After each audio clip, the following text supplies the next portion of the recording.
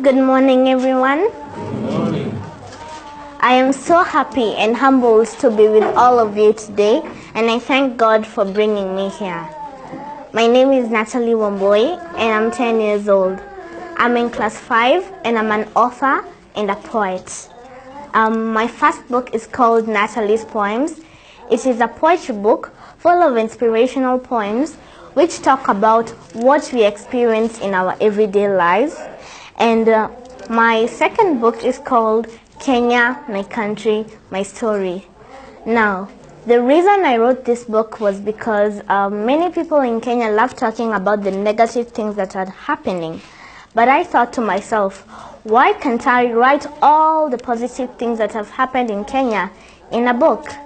And the second reason I wrote this book was because I wanted to celebrate all the Kenyans who have made a difference in our country. And I also wanted to state what we can do to make our country a better place for all Kenyans to live in. Recently, I have just launched my third book. Here it is. It's called Extraordinary Kenyans Doing Extraordinary Things. It's about 40 Kenyans, 20 men and 20 women who are all doing great things in different fields. These people have all overcome challenges just to achieve their goals.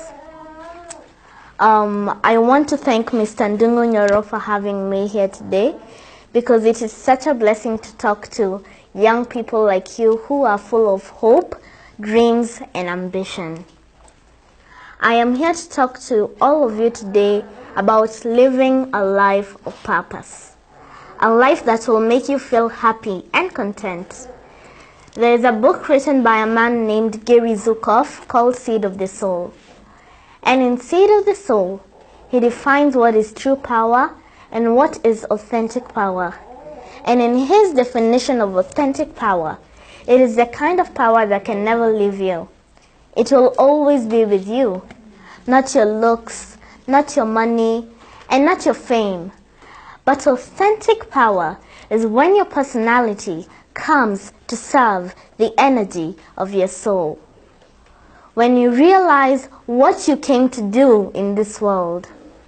When your personality serves the soul. When you're able to align who you are and what you came to do in this world. I thought a lot about that, and it was actually life-changing for me. Everyone was created with a solution for another person's life. God was very generous in his giving. He made sure we are all unique in our own ways. It is a problem when some of us do not realize what is unique about us. What sets you apart from the rest of the people? You may never live a happy and fulfilled life until you discover your inner ability. Your inner ability and talent will never leave you. It will always be with you. All you need to do is work on it, perfect it, and make it known to the world.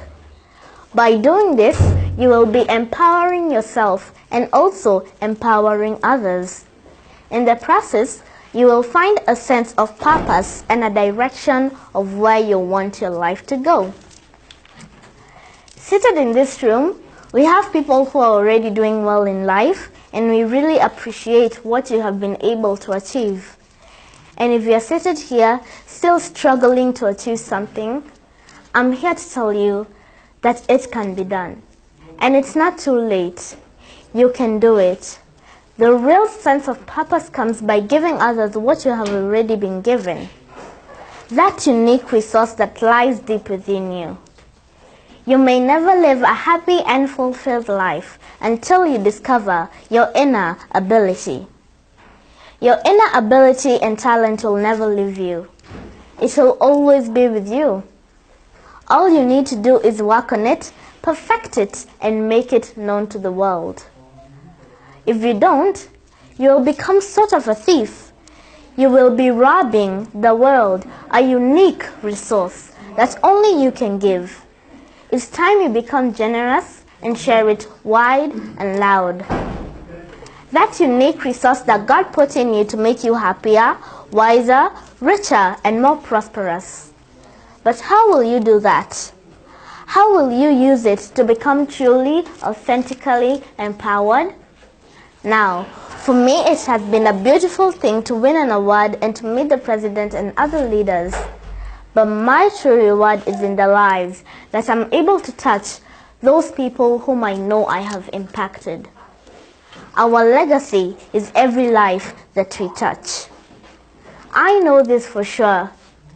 Any life, no matter how fantastic it is, no matter how glorious it seems, how many likes on Facebook you receive, any life and every life is enhanced in the giving, the sharing, and the opening of the heart space of who you truly are on the inside.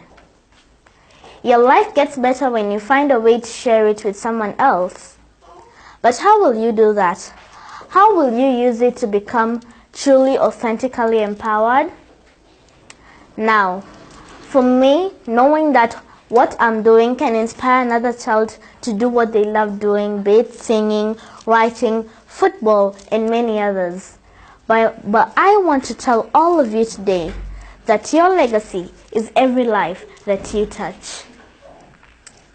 As you live here today, the question will be, whose life will that be? How will you use yourself in such a manner that your legacy and your impact will live beyond the doing?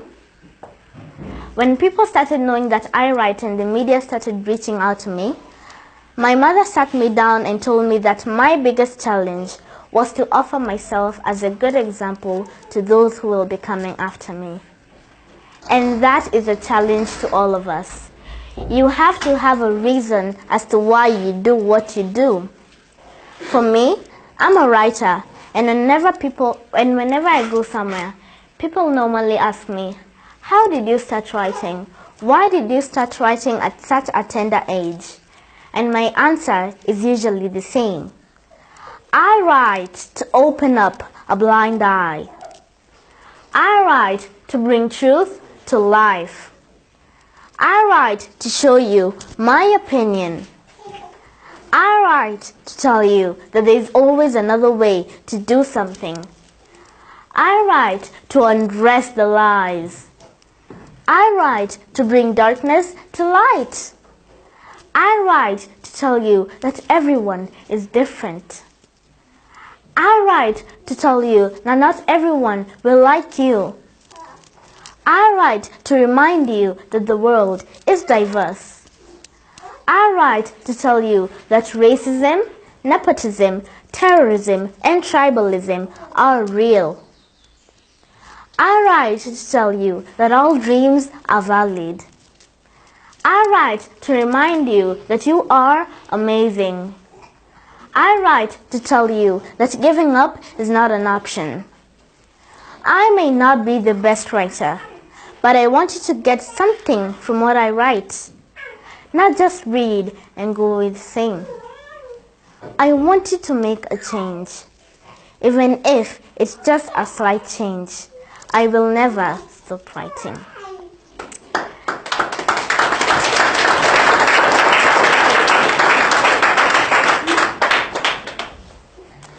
Today, I cannot finish my speech without talking about God. In Him I live, I dwell and breathe.